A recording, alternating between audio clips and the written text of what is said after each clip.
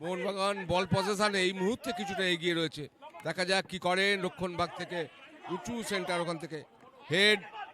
মোহনবাগানের খেলোয়াড়, ছোট্টখাটো চেহারা, দেখা যাক নিজের নিয়ন্ত্রণেই বল রেখেছেন, ওখান থেকে ব্যাক পাস করে দিয়েছেন সতীর্থ খেলোয়াড়কে, চেস্ট ট্রাপ করে 8 নম্বর খেলোয়াড় মোহনবাগানের, ওখান থেকে স্টিফেন ডাঙ্গাল, স্টিফেন উত্তর পূর্বাঞ্চলের ছেলে, ওখান থেকে স্টিফেন থেকে 21 নম্বর জার্সিধারী খেলোয়াড় খেমিলাল খোংসাই, ওখান থেকে স্ন্যাচ করে নিয়েছে কিন্তু ওই এসকেএম স্পোর্টস ফাউন্ডেশনের 10 নম্বর খেলোয়াড়, ওখানে হাবিবুর রহমান মোল্লা, ওখানে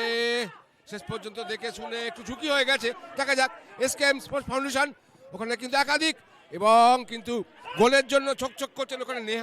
Nehal Mangal, jersey number 11, referee Swarnendu Bagchi drop দিয়ে খেলা শুরু করবেন। মোহনবাগান নিজেদের অর্ধ থেকে খেলা বিল্ড আপ করছে, ওখান থেকে ছোট্ট টোকায় ডান দিক থেকে মোহনবাগান 26 নম্বর জার্সিধারী খেলোয়াড় গড়ানের শট, একটা গ্রাউন্ডার, আর নিজেদের মধ্যে দেওয়া নেওয়া করে এখনো পর্যন্ত সেই ওই মণিপুরের ছেলেটি 21 নম্বর অত্যাধিক পায় বল, ঠিক সময় রিলিজ করতে হবে, ওখান থেকে আবার মোহনবাগানের খেলোয়াড়, ওখান থেকে 26 নম্বর একটা থ্রু, একটা বিপজ্জনক, বিপদের গন্ধ, কিন্তু এক্ষেত্রে এখনো কিন্তু বিপদ পুরোপুরি কাটেনি, এবং গোলের সামনে রক্ষণভাগের খেলোয়াড় ওখান থেকে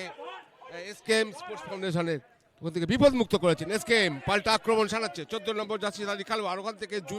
জুনাইদ থেকে আবার বল চলে গেছে ওখানে তার সতীর্থ খেলোয়াড়ের কাছে, ডান দিক থেকে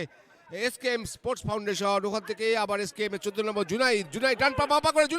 জুনাইদের শট কিন্তু লক্ষ্যভ্রষ্ট, যাই হোক চেষ্টা করছে জুনাইদ কিন্তু